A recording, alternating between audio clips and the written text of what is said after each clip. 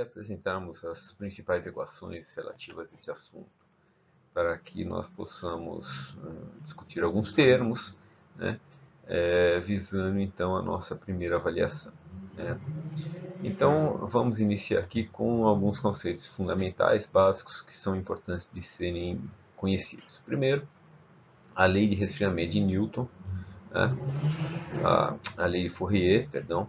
A lei de Fourier trata essencialmente do processo de condução. Então, a condução aqui que é o importante na história. Então, o que a gente tem aqui? A gente tem um termo que refere-se a uma propriedade física, que é a condutividade térmica. A representa a área da seção e dt dx é o gradiente de temperatura, é a forma como a temperatura decai ao atravessar um determinado meio. Tá? A segunda equação que a gente tem aqui embaixo, né, chamada lei de resfriamento de Newton. Tá? Então, essa equação aqui refere-se essencialmente ao efeito de convecção. Convecção é quando você tem uma troca de calor entre uma superfície e um meio fluido. Tá? Então, neste caso, o H é chamado de coeficiente de convecção ou de performance de convecção. A é a área, né? Ts é a temperatura da superfície e T infinito aqui é a temperatura do fluido que está escoando em um determinado meio. Tá? Aí nós temos, além dessas duas equações, o efeito de radiação, que é a absorção ou emissão de energia. Tá? Em geral, a gente utiliza o índice, a letra Q, para indicar o fluxo de calor. Nesse caso, a gente está representando pela letra I, mas também pode-se colocar o índice Q aqui sem problema nenhum. Tá? Então, o que é a radiação? A radiação depende de uma constante física, que é chamada de coeficiente de constante de Stefan Boltzmann. A é a seção, o epsilon é um índice que refere-se à emissividade, né, ou seja, quanto é refletido e quanto é absorvido da quantidade de energia total, e T a temperatura em Kelvin, a quarta. Então, este efeito aqui, como o próprio nome diz, refere-se à radiação. Pois bem, então olha só. Além disso, nós temos aqui a equação geral do calor. A equação geral do calor ela é proveniente de um balanço de energia dado um elemento de volume. Então, se você pega um elemento de volume aqui, que normalmente a gente chama de volume de controle. Então, o que a gente analisa aqui? A gente analisa a quantidade de calor que chega, a quantidade de calor que sai. Além disso, dentro do meio eu posso ter uma geração de calor, porém, dentro do meio eu posso ter uma absorção de calor, aumentando a temperatura interna, né, a energia interna. Então, o balanço deste conjunto de energias provê esta equação aqui. Essa equação tem uma parcela, que é essa primeira parcela, que refere-se justamente à quantidade de calor absorvida, que linha com índice G representa a energia interna gerada, né? E este agrupamento de termos aqui refere-se à energia de entrada e energia de saída do meu meio. Tá? É a parcela que está sendo transmitida. Tá? Então aqui eu tenho a variação com x de K, que pode ser isotrópico ou não. Nesse caso ele não está sendo considerado isotrópico, ou seja, funções diferentes para direções diferentes. Então kx, ky, quer dizer, como se pudessem, como se fossem diferentes, podem ser diferentes, né? Depende do tipo de meio que você tem. Cada termo desse é o gradiente da temperatura em cada uma das direções, né? E isso aqui refere-se à variação desta parcela toda em cada uma das suas respectivas direções.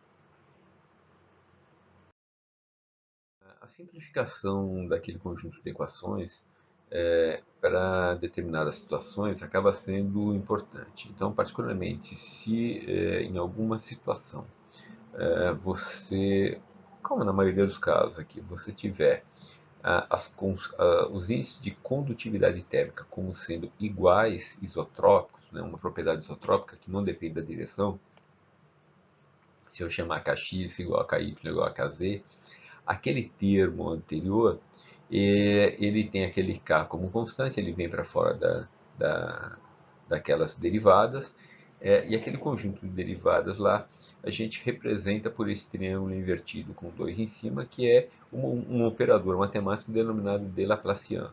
Tá? Então, ao final das contas, nós temos que o Laplaciano de t, que é o gradiente do gradiente, né, o Laplaciano de t, mais a quantidade de energia gerada sobre K é igual a 1 sobre alfa vezes a variação da temperatura com o tempo. O alfa é o índice de difusividade, ou a constante de difusividade, e ele é dado aqui como uma relação entre K, a massa específica do meio, e calor específico do meio. Tá? Então, essa equação que está aqui, essa primeira equação aqui, é uma equação bastante geral, né? Ela já é, digamos, uma simplificação da questão anterior, mas ainda assim é uma equação bastante geral. O que a gente pode fazer, novamente, analisar algumas situações. Então, a primeira situação que a gente analisa aqui é aquela situação na qual eu considero a não existência de geração de calor no volume de controle. Tá? Então, a quantidade de calor chega, pode ser absorvida para o meio e ela atravessa saindo uma certa quantidade. Tá? Essa equação, neste formato aqui, é chamada de equação de Fourier. Se você considerar condutividades constantes e ainda que a temperatura não varia com o tempo, ou seja, um regime estacionário, né, esta relação da variação da temperatura com o tempo é zero, e eu passo a ter uma equação denominada de equação de Poisson. É a simplificação, né? Simplesmente assumindo termos iguais a zero. Agora, se as condutividades forem iguais, se eu não tiver geração de calor, e se ainda eu não tiver a temperatura variando com o tempo para uma dada seção, eu tenho que o Laplaciano de t é igual a zero. Isso aqui é chamado de equação de Laplace. Vimos algumas situações específicas. Primeiro, analisando o que acontece numa condução de calor unidimensional. Então, eu escolhi uma direção específica, x, adotei inicialmente um conjunto de placas planas, sem que houvesse geração interna de calor. Então, eu tenho uma placa aqui, uma placa aqui. Tá? Então, se eu considerar uma distância L entre os materiais, entre as placas, superfície, um meio que tem uma condutividade térmica K. Tá? E considerando x igual a zero nesse primeiro ponto, a queda de temperatura que você tem aqui, olha, é definida por esta relação que está aqui. Então eu tenho T1 deste lado, T2 deste lado, T1 deste lado, né? E a temperatura decai, né, até que você, aliás, aqui é T1 mesmo, né, lá é T2, até que você tenha, né, a temperatura caindo, né, é como se fosse uma rampa. Aqui ela começa com uma temperatura maior, termina com uma temperatura menor, tá? E aí você tem essa função aqui. Isso aqui é a equação de uma reta decrescente. T2 é menor que T1, isso aqui é o coeficiente linear, que é negativo, por isso que ele decai aqui. E se você pegar a equação de Fourier, né, substituir essa temperatura lá, derivar, você vai achar a expressão que me dá o fluxo de calor. O fluxo de calor é K vezes ΔT sobre L, onde L sobre K, L sobre K sobre A é chamada de resistência térmica, né, que a gente vai ver daqui a pouquinho. Bom, particularmente nós vimos também o que acontece se você tiver um fio, um condutor de simetria cilíndrica. Num condutor de simetria cilíndrica, né, o laplaciano da temperatura ele depende, digamos, de uma matemática um pouquinho diferente. A gente precisa usar coordenadas cilíndricas para isso. E fazendo os cálculos todos, a gente mostra qual é o comportamento da temperatura. Então a temperatura ela varia do centro deste cilindro para fora com essa expressão aqui. Tá?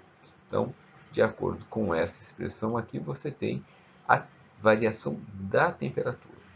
Novamente, se você calcular o Laplaciano, a derivada disso aqui, né, um x substituindo na equação de Fourier, então você obtém a quantidade de calor, né, ou o fluxo de calor.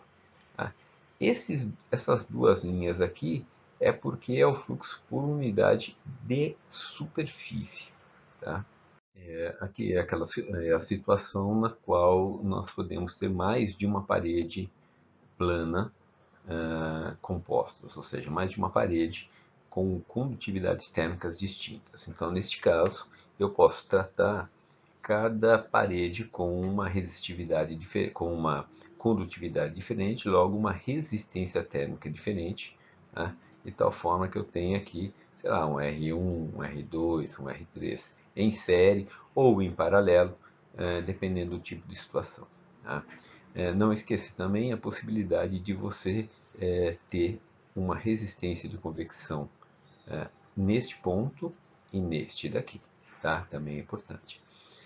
A resistência térmica então é dada por L sobre K vezes A. Tá? Isso aqui é a resistência térmica especificamente para paredes planas. Tá? E o fluxo de calor, portanto, vai ser ΔT sobre R apenas. Tá? Então, isso aqui é o fluxo de calor. Isso aqui o R está envolvido com todas essas grandezas aqui. Tá? Além disso, uma coisa importante que em boa parte dos exercícios que a gente faz a gente despreza é exatamente este contato entre um meio e outro. O contato aqui ele costuma ter situações distintas, criando uma resistência térmica neste contato que a gente chama de resistência. Sempre tem alguém para fazer barulho, né?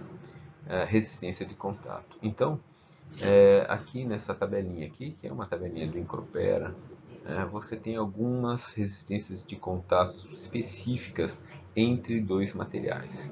Tá?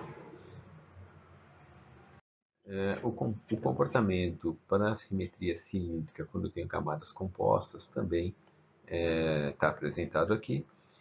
O procedimento é basicamente o mesmo, né? A expressão é a mesma, no qual eu tenho resistências térmicas que podem ser dadas por essas expressões aqui. Então, essa expressão aqui, olha, essas três particularmente refere-se ao material A, B e C, são as condutividades, na verdade são os termos de resistência térmica nesses trechos aqui.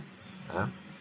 Este último termo e este primeiro termo aqui são devidos à convecção, né? Se ele for oco, né? Então se tem um processo de convecção interna, né? E particularmente o chamado coeficiente global refere-se, a gente chama de U vezes A, é a somatória do inverso das resistências, de tal forma que eu posso reescrever toda essa equação aqui de uma forma um pouco mais simples. Eu tenho as temperaturas, eu tenho uma seção e eu tenho o coeficiente. Tá? Bom, no caso da simetria esférica, né, a gente omitiu uma série de passagens, inclusive em casos anteriores, e eu meço diretamente como que a gente calcula a taxa de calor, né, que está sendo transmitida. Vai ser 4π vezes K, temperatura das superfícies, 1 sobre R1 menos 1 sobre R2, R1 raio interno, R2 raio externo. Ok? Desenvolvemos ainda algumas equações relativas a placas planas com geração de calor. Particularmente, foi mostrado que o comportamento da temperatura é este aqui. Né? Então a gente pegou a equação do Laplaciano e chegamos nessa equação, achamos as constantes. Neste caso aqui, a minha referência está no meio, eu tenho L do meio para frente e L do meio para trás. Daqui a minha expressão. Né? Quando eu derivo isso daqui para substituir na equação da condução de calor, né? Eu tenho situações distintas aqui. Então, duas situações são mostradas. A primeira no qual,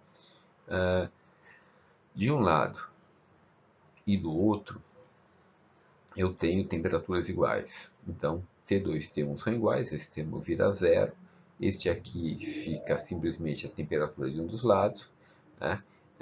E quando você substitui isso aqui na equação, na lei de Fourier, você chega nesta equação aqui, ó, que a quantidade, que a taxa de calor superficial é igual a x vezes a taxa de calor gerada. Novamente, ó, 2 pontos é a quantidade de calor por unidade de superfície. 3 barrinhas aqui em cima é a quantidade de calor por volume. Então, se você pegar um volume e multiplicar por x, fica bidimensional, que me dá a equação anterior. Ok? E particularmente aqui, se você tiver lados com temperaturas diferentes, né, você, que é a condição, digamos, mais geral, se você derivar essa expressão igual a zero, você acha que x que torna a equação máxima. Então, o x é dado por essa expressão, ou seja, a localização em relação a este ponto de referência indica para a gente, com essa equação, qual é a posição no qual a temperatura é máxima. Se você sabe essa posição, volta para a equação de cima e você descobre quanto que vale esta temperatura máxima. Tá? Neste caso, a gente está considerando um cilindro maciço com geração de calor. Ele não tem nada aqui no meio, ele gera calor internamente. E essa equação fornece para a gente o comportamento da temperatura. Então, a temperatura ela começa, né, ela varia de R até R0. Tá? Então, quando você tem R igual a R0, este primeiro termo é zero e a temperatura é igual à temperatura da superfície, como se esperava. Quando o R for zero, né, eu consigo determinar a temperatura aqui no centro. Quando o R for um número intermediário qualquer, eu descubro quanto vale a temperatura neste ponto. Essa expressão de baixo é um cilindro vazado ou um tubo. Tá? Então, o comportamento da temperatura é parecido com o anterior. Tá? A diferença é o fato de você ter um decaimento com um logaritmo. Tá? Então, essa expressão fornece uma expressão um pouco mais elaborada, ela fornece para a gente o comportamento radial da temperatura, cuja derivada em relação ao tempo fornece para a gente a taxa de calor, né, conduzida por unidade de comprimento. Se você pegar este L e passar multiplicando, né, o L indica o comprimento. Então, esta expressão acaba sendo importante porque às vezes você tem um condutor ou um material muito longo e isso acaba sendo a quantidade ou a distância ou o tamanho do condutor em termos de comprimento acaba não sendo fornecido. Né? O que você conhece é o raio, né? Mas o comprimento não é fornecido. Então, normalmente se utiliza por unidade de comprimento. Bem, então nesse problema aqui, que é um problema que ficou anteriormente ali a ser resolvido, nós temos um fio que gera uma quantidade de energia, que esta quantidade de energia está sendo transmitida por um meio, através de um meio que é um espaço com ar. Além disso, você tem uma cerâmica aqui. E o lado externo está com 25 graus, está indicado aqui na figura. Pois bem, então olha só. Neste problema aqui, a gente deve considerar o seguinte. Primeiro, existe uma interação entre a energia que está sendo emitida pelo fio e o ar. Então, existe um processo convectivo fio-ar. e a gente tem um processo convectivo ar-cerâmica. Então eu tenho duas resistências térmicas, a primeira entre o fio e o ar, e a segunda entre o ar e a cerâmica. Não obstante, ou seja, além de tudo isso, existe ainda, está dado aqui no problema, um efeito de radiação, né, entre as superfícies. Então veja, a resistência térmica convectiva ar-fio, né, fio-ar e ar-cerâmica é uma coisa. Mas além disso, eu ainda tenho, né, em paralelo com essa situação toda, né, um efeito de radiação, que ele já me dá quanto que vale a resistência térmica nesse processo, que é o R1. Então, olha só, entre a parte interna e a cerâmica, eu tenho uma resistência térmica composta por um efeito de convecção fio-ar, um efeito de convecção ar-cerâmica e, em paralelo, né, a resistência térmica de radiação. Bom, este conjunto todo ainda permite, ou a gente ainda vai complementar isso com a condução, a resistência térmica de condução devido à cerâmica, que está dado aqui. Bom, o primeiro termo está dado, a resistência térmica de convecção, tá? É 1/2πr. Veja, isso aqui é resistência térmica por unidade de comprimento do meu fio, por isso não aparece o L aqui embaixo. Então vai ser 1 sobre este L, não vai aparecer o L aqui em cima, né, que teria um L. Né? Ele não vai aparecer por conta disso.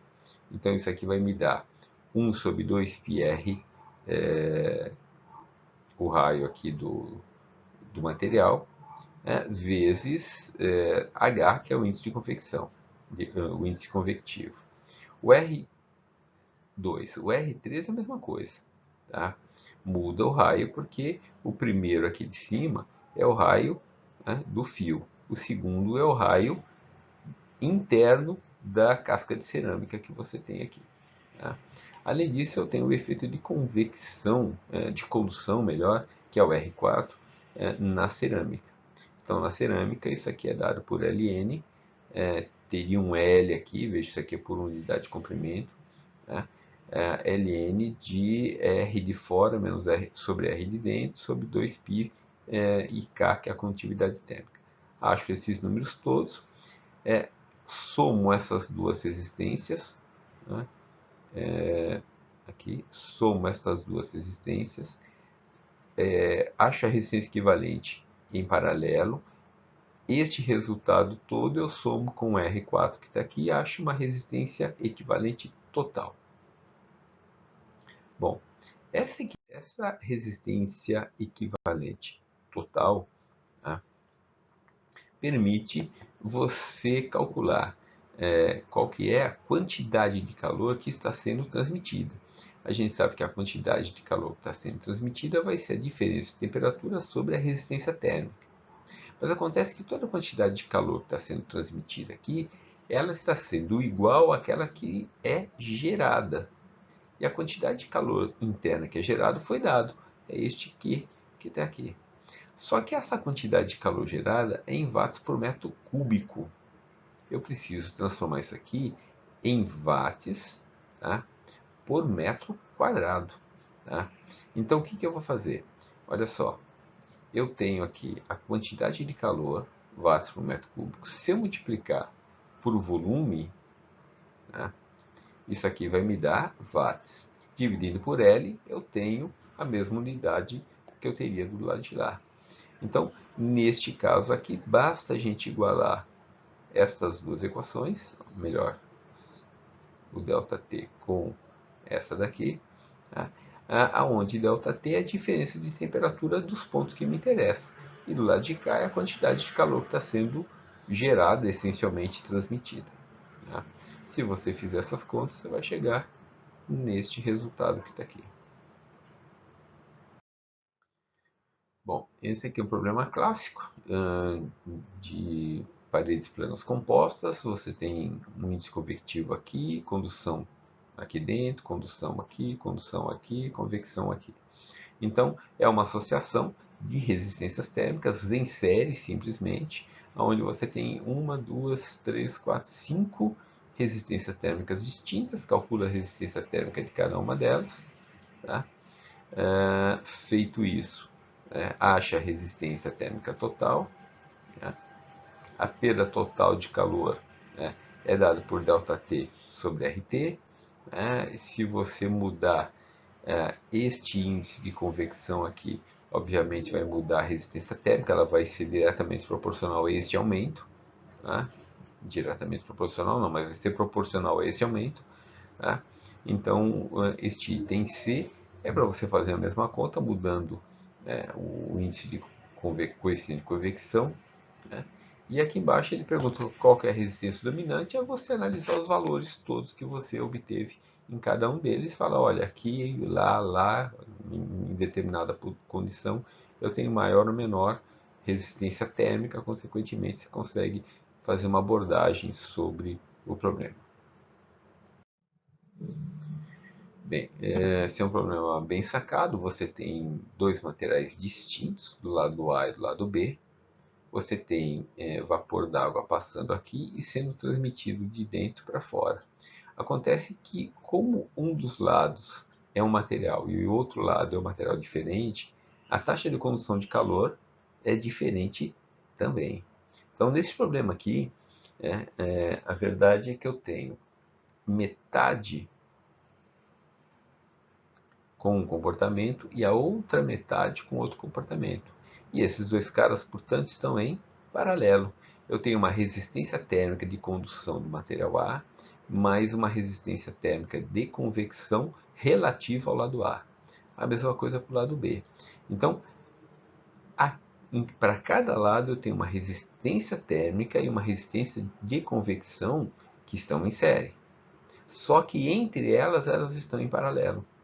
Então aqui, olha, eu tenho uma resistência térmica equivalente para isso tudo. Novamente, veja que eu não tenho L aqui, porque eu estou medindo resistência térmica por unidade de comprimento. Tá? Então a resistência térmica do material A é Ln de R2 sobre R1, π sobre K, que é a condutividade térmica do lado lá. E você fala, por que não é 2π, é só π? Porque é só metade do fio. A mesma coisa acontece com o lado B. Tá? A mesma coisa acontece com a convecção, é só metade. Então, isso que eu estou calculando é metade de cima, que é igual a metade de baixo, neste caso. Logo, a quantidade de calor é ΔT sobre R, então eu consigo tirar as temperaturas para cada diferença de temperatura. Porque veja, o fluxo de calor ele está acontecendo independente da posição. Então, nesta superfície de material A que eu tenho aqui, nesse pedaço aqui, o que ocorre é que a temperatura aqui interna é uma. Na parte de baixo, na parte B, que é essa parte aqui de baixo, o meu comportamento é diferente, então a temperatura aqui também é diferente. Tá? Então você precisa, as temperaturas aqui, no que aqui está dado, a temperatura de fora você precisa levar em consideração e calcular usando o fluxo de calor. Ok? Bom, esse é um problema de simetria esférica. Durante o item A, você tem um conjunto de resistências térmicas. O primeiro é da condução da parede e a segunda resistência térmica é da convecção. Então você acha a resistência térmica da condução e depois a resistência térmica da convecção. A área é a área de uma superfície esférica. Portanto, são duas resistências em série, soma acha a resistência equivalente e joga na equação que a quantidade de calor é ΔT sobre R, e você acha qual é o fluxo de calor que está sendo transmitido, ou seja, a perda de calor. Aí o que se faz é inserir uma camada superior, ou seja, aumentar uma resistência térmica. Então o problema é igual, só que você passa a ter uma resistência térmica a mais aqui no final. Então você resolve novamente o problema colocando essa resistência térmica a mais. Tá? Aí depois, com os números, é possível você analisar, já que o fluxo de calor vai estar passando em cada camada, você sabe quais são digamos, qual é a temperatura entre camadas, usando simplesmente o fluxo de calor aqui.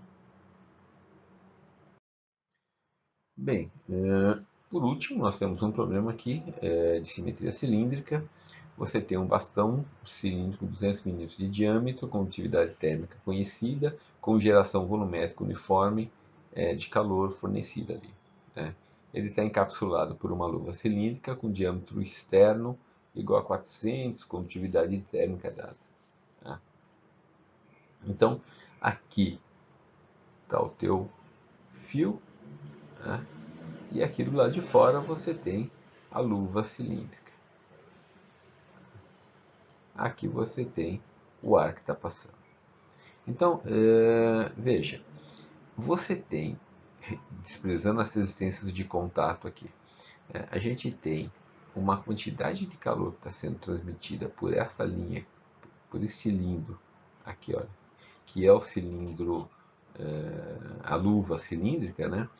E você tem, né, então, a resistência térmica devido a este cara e depois a resistência térmica da convecção, que a gente tem sempre. Então, neste caso aqui, olha, você acha a resistência é um cilindro, tá? Então essa expressão fornece para a gente a resistência térmica por unidade de comprimento, né, do material. Isso aqui é a resistência térmica da convecção. Tá? Então você sabe que a quantidade de calor gerado vezes volume me dá calor. Né? Se você dividir por L por unidade de comprimento, você tem as grandezas podendo ser comparáveis. Tá? Então, neste caso aqui, você compara a quantidade de calor que está sendo gerada com a equação de condução de calor, que é ΔT sobre R. Então, sabendo essas duas expressões, você sabe quais são as temperaturas por trecho. Tá? Basta você analisar o trecho devido aqui a cada pergunta. Ok?